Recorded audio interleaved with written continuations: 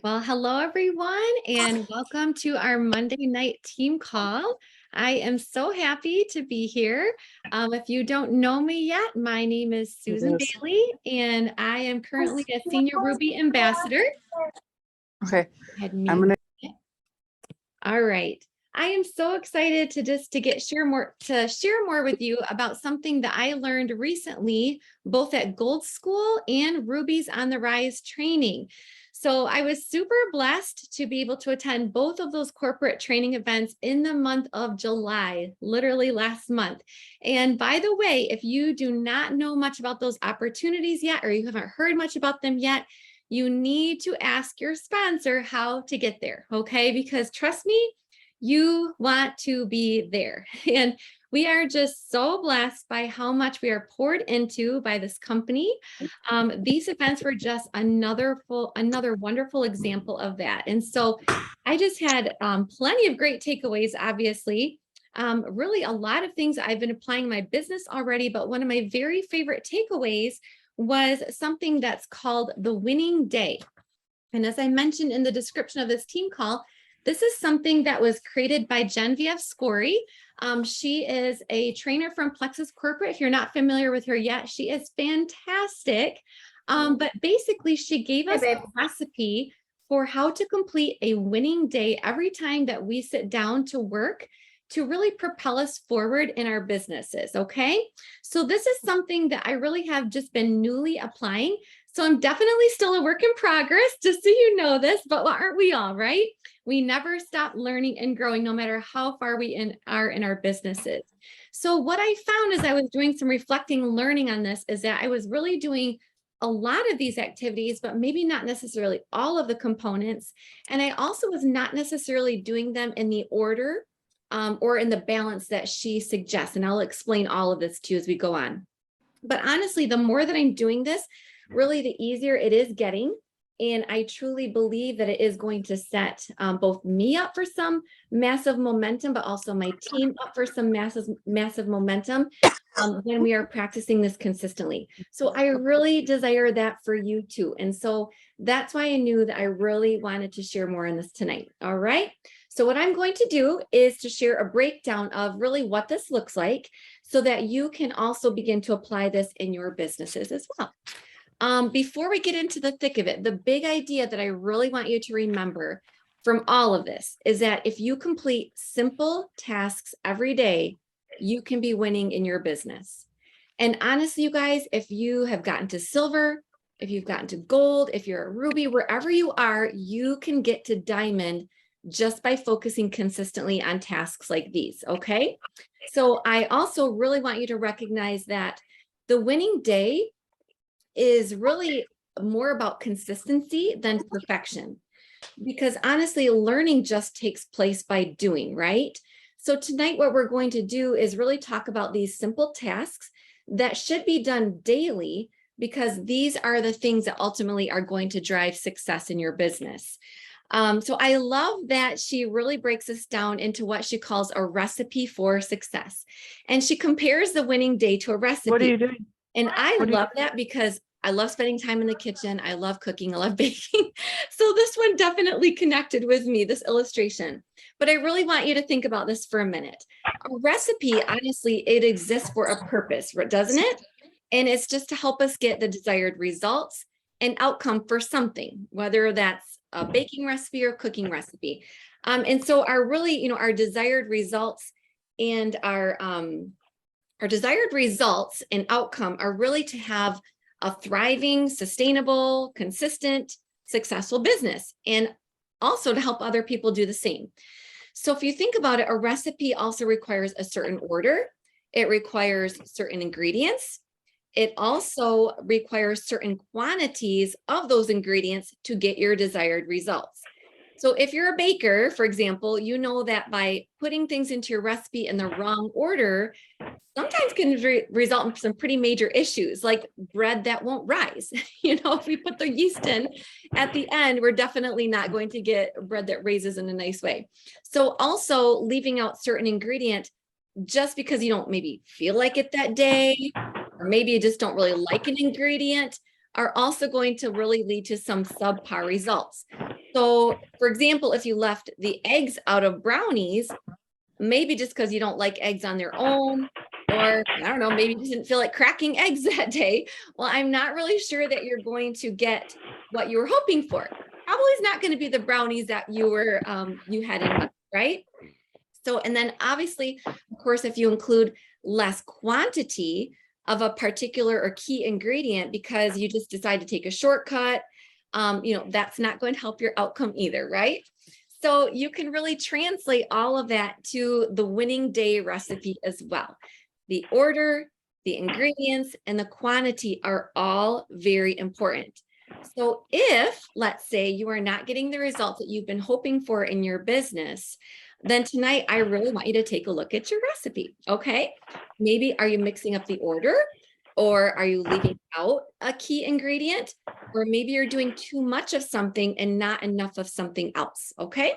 So the cool thing about everything that we're going to learn tonight is that just like a recipe can be cut in half or a recipe can be doubled, you can do exactly the same thing with this winning day recipe. Now, the important thing though is that you still include all of the components very consistently every day in their proper balance, and then you will continue to move the needle forward in your business. So are you guys ready to break this down? Because here we go. I've got a lot for you. So we're going to start with the increments of time that I'll outline tonight, just for a starting place, okay? But just so you know, like I said before, you can double or even triple your recipe if you're looking for faster growth and more momentum, or you can even cut your recipe in half if that's all that you maybe have to commit on a certain day, or maybe you're someone who's still working full-time outside the home and you only have a certain window of time that you can commit to this, okay? So let's start with step one. Step one is to sow seeds for later. We're going to start with a 15-minute window here because we really essentially want to work our businesses like farmers because we will reap what we sow. So as farmers, we should always be planting a new row of seeds, right? So that we're never running out of people to talk to and to build relationships with. And sowing seeds for later is really comprised of three main activities. So number one, you want to like the posts of those you are following and those you actually want to be engaging with. So be very intentional with this. Really invest in, encourage the people who you could really see yourself working with. So this, like I said, should be very intentional in how you're going about this. Second, you're going to focus on commenting on people's posts. It is absolutely vital. She said that you are using at least 5 words or more. So this is all about engaging, asking people questions, be genuinely interested in what they have shared. So I'm going to encourage you to steer away from things like love it, so awesome, or yay, because honestly, you guys, people can smell those inauthentic comments a mile away, right? And I just want you to think, have you ever been on the receiving ends of some of those? It really doesn't feel so good, So honestly, the Facebook and Instagram algorithms, they really want to see engagement and they want to see relationship building exchanges between people. And honestly, isn't that really what we all want too, right? To truly get to know people and for them to get to know us too. All right. Third, if you're on Instagram, you can follow hashtags. On Facebook, you can join groups for people who share your interests and then start conversations there. So what you're going to do is you're going to look for hashtags or groups that are really relative to your niche. And then you're going to engage with people who already just naturally share your interests. And another helpful tip that she had mentioned is if you go to an influencer's page, let's say, what you're going to want to do is actually not try to engage with that influencer. You want to try to engage in the comments with those who are actually following that person, and then to build relationship and rapport with those people. And then eventually you can start to follow them or send them a friend request. Okay, so just a really great tip from her there. All right. She also did mention that this 15 minutes of sowing seeds can also be used for networking in person. That definitely can, okay? So the key here is Hey, go ahead, Sal. A minute. Pam, Okay, we have lots of people unmuted and it's really distracting, especially for Susie trying to give this great call. So please check if you are muted, okay? Susie, can you make me a co-host a minute and then I can help you keep those people muted too, okay? Thank you. I appreciate that, Sal. No problem, hon. Okay. I've got to remember how to do that. You might have to refresh my memory. Yep, so just find me in the participants. Got and it. then hover over my name and then it will say more. Perfect. I think I got it. Yep, got it. Okay, you're all set. Awesome. Thank you, Sal. Really appreciate that. All right. Okay, so to kind of wrap up that section of sowing seeds for later, she had mentioned that the key here is to find new people to engage with, as well as engaging with a variety of people, okay? So you don't want to stick with the same like 10 to 20 people every day, because as Genevieve always likes to say, we don't want to be weird, okay? So I love that. So step number 2, let's go ahead and move on to get noticed by adding value to people's lives. This again is a 15-minute increment for starters, okay? So this time really should be used for strategizing and creating your social media content. Our goal here should be to educate, entertain, and inspire. And if you didn't know this yet, people don't really want to be sold to, right? We like to buy, but we don't like to be sold to. So they don't just want to see commercials here. So in regards to your social media content, I want you to ask yourself the question, why would someone want to follow me? It's a very valid question. So would someone want to follow you because they want to see just pictures of your kids all the time with no comments? Like, just that's it? Maybe grandmas would, right? But maybe would someone want to follow you more if when you are sharing posts about your kids, you're also maybe giving tips and tricks for the absolute must on your beach day packing list so that you can have a hiccup-free day, right? That's adding value to someone else's life. So what we really want to do is to create authentic engagement so that we can take those types of conversations that will be created by a great post ultimately to a direct message, okay? So you can do this in a few different ways as well. Number 1, you want to be intentional with your social media posts. So think this through of what would your audience be interested in hearing about? What would leave them feeling like they left with more than when they came to your post with? Does that make sense? Second, make your prospects the hero. Talk about things that they can relate to, things that they care about. You want to be relatable, you want to empathize, and you want to communicate that in what you are sharing in your social media posts, okay? Third, you can do this by ultimately creating one quality social media post per day on your wall. And then in addition to that, she recommends creating 2 reels per week and doing 1 live per week. Okay, might be time for some of us to try something new. I'm working on this. So I thought it was very, very interesting, you guys, that she had noted that with just current marketing and social media trends, that 80% of our social media content should be non-Plexus and only 20% Plexus related. That one shocked me. The goal, she said, is to really add enough value to people's lives so that they're naturally drawn to you and then look to you as someone who makes deposits into their life rather than someone who's always asking for something. So if we break that percentage down, this 80-20, let's say you're doing a quality post, 5 days out of every week for 2 weeks in a row. Okay, so that would be 10 posts. So basically out of those 10 posts, 8 should be non-Plexus and only 2 of those directly related to Plexus.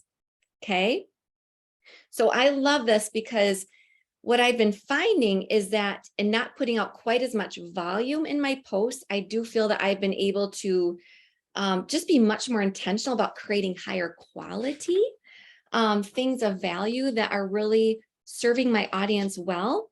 And personally, since I've been doing this, I've actually been seeing more engagement on my posts from non-Plexus people, which is exactly who we're trying to reach.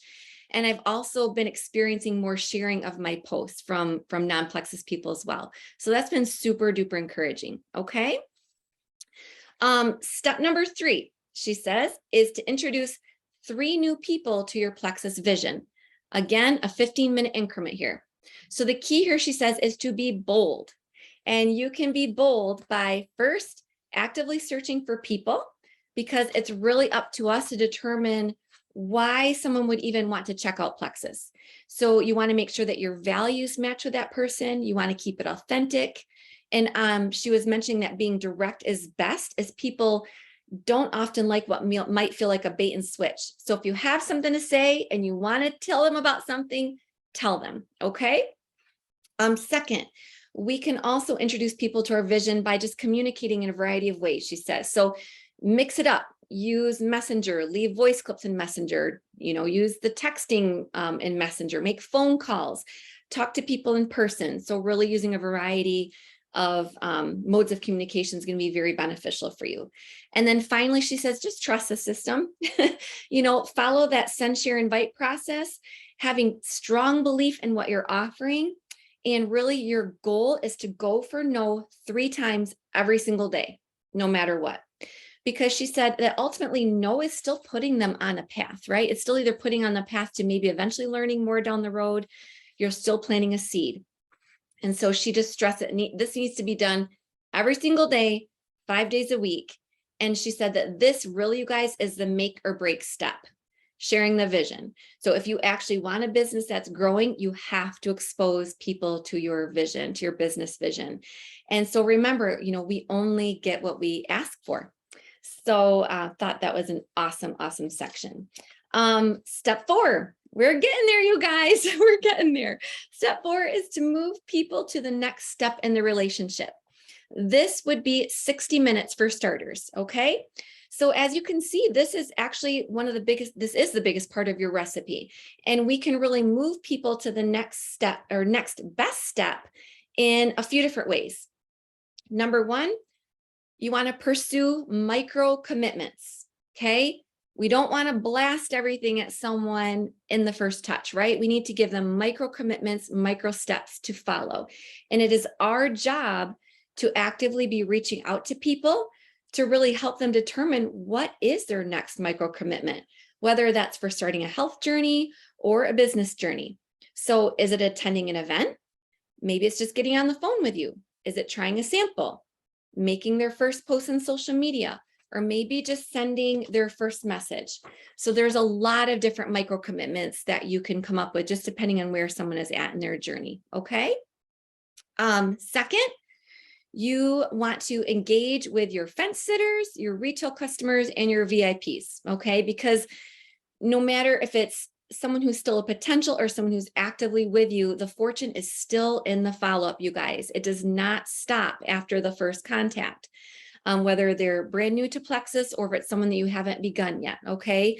We really need to keep meeting people where they're at. So if they haven't started Plexus yet, this might just be, consistently providing what they need to help someone realize that, yeah, this actually is their solution. Or maybe if they're an existing customer, it might just be continuing to provide the exceptional customer service so that they really continue to see the value in what they're doing. So ultimately they continue their journey and get the results that they started for. All right. And then last but not least in this section, we want to help people get their product costs covered. Okay. Invest time in helping others achieve that me+3, AKA going silver. One of the very best ways that we all know to retain our customers is to remove any financial obstacles and to get them set up with accountability. And going silver is one of the very best ways to start doing that. So she had suggested to start to do this, you can start to utilize something that she calls the 2-part conversation. And it kind of goes like this. I pride myself on being able to help people get their products paid for because I would never want finances to get in the way of your health journey. What are your thoughts about hearing how to share with others? I love that. It's so simple. And it's honestly something that you can use with your current people if you haven't broached that topic with them yet, And honestly, it's something that you can use with a potential who maybe expresses, some fear about not being able to cover their product costs. So letting people know that is a desire of yours, it's something you're passionate about, so that there never has to be any obstacle and them continuing their journey, I think is so, so key. So I just love that verbiage. All right. So just remember, it is our job to either find or ask people if they have a reason to share. That is up to us. People are generally not going to ask you that, right? So it is our job and responsibility to do that. Okay, you guys, moving on to step 5. 5, you are going to use third-party validation as social proof. Again, a 15-minute increment. And this is awesome because here's where you get to let Plexus be the expert. All right. You can do this in one of 3 very simple ways. Number 1, you can promote the next company call. Tons of resources in our ambassador community pages, right? Second, you can promote the next company event or even book club, even to product users, you guys. This is not just for people working the business. So an example she gave us of how you might broach the book club topic with one of your just happy customers would be, everyone on a health journey needs some mindset work. Did you know that John Maxwell will be at convention? You can still get your ticket. You've got to get there. So very simple, just helping them see the connection between what they're doing for their health, but then how some personal growth is going to really play into that and benefit them. Okay. And then third, you can also, of course, promote the next company promo. And this can be for your current customers, whether it's a new product or a great sale that just came out. And this can also be communicated to your potentials as well. All right. 2 more steps, you guys. You're almost there. Step 6 is to stay relevant in your social feed. This is a 15-minute increment as well. So this ultimately, she said, can really be accomplished just through the use of your stories. And your stories are where you can show up. You can stay connected to your audience in a very relevant and very relatable way. And so what you want to do is utilize 3 components of this. So number 1, you want to share 3 value-based stories per day that are ultimately, again, going to add value by educating, entertaining, or inspiring. You want to create interest, engagement. You really want to share things that are going to solve people's problems. So ask yourself, does this or would this make sense to my audience that you're trying to reach? Okay. Second, you really want to try to build credibility and trust with your people. You just really want to show people you're normal. So, think about the types of things that you would maybe share with a friend and share it right here in stories. It's a great place to do that. Third, keep it simple. She stressed, do not tell them all the things, right? Because if you do, they are never going to have a need to ask you questions. So the goal here is to get people's attention with the goal of just piquing their curiosity. Just give them enough to kind of pique their curiosity. Because she said the order in which you do things really does matter. And if you think about it, who has ever really closed a sale in social media?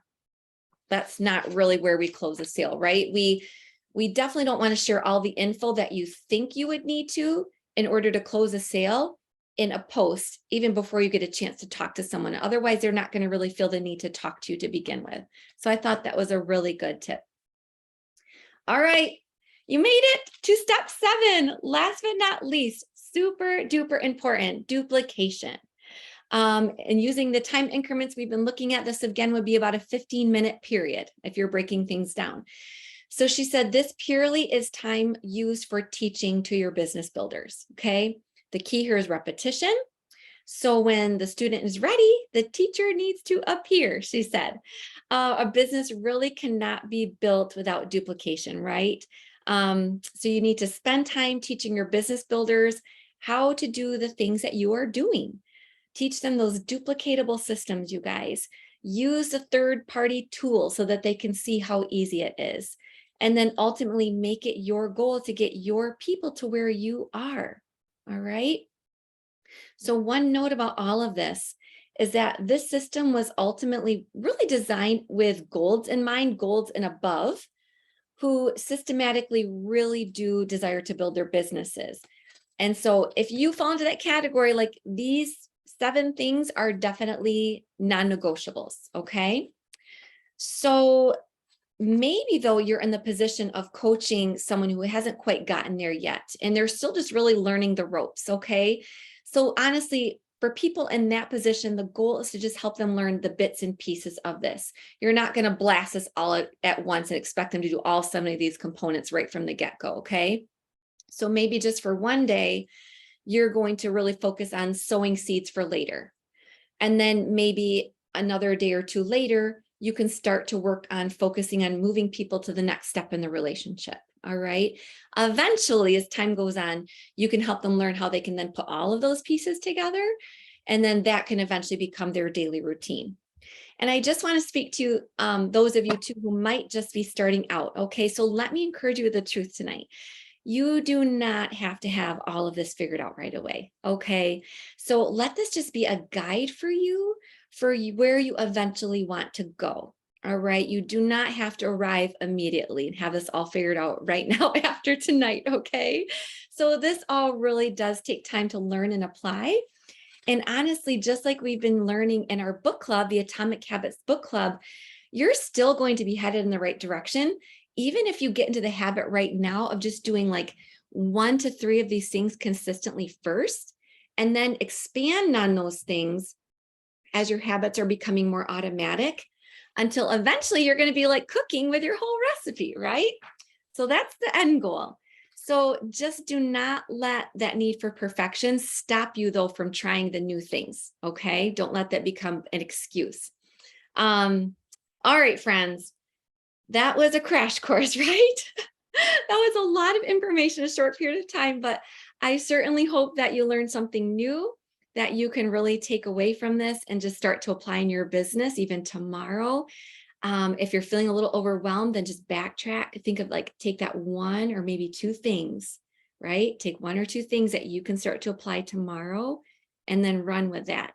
And so what I'm going to do is by tomorrow at the latest, I will attach a checklist in the comments of the recording. And what you'll get is kind of like a checklist that you can use as a guide so that you can remember these steps. And then I'm also going to put a couple of worksheets in the comments as well. Those I believe originally came from Brittany Howard and Christina Williams. It's something that they created with their team. They tend to use that as their system. So it's a wonderful resource. It really kind of puts all of these components together and gives you a nice handy checklist too that you can use. So I'll make sure that you guys get those resources. And then last but not least, my encouragement to you tonight is follow this winning day recipe. Focus on consistently completing these steps 5 days a week. Don't let the lie of perfection hold you back from just going for it, and trust the process. And I have no doubt in my mind that you are going to see growth and momentum in your business. All right. So have a great night, everybody. See you next week.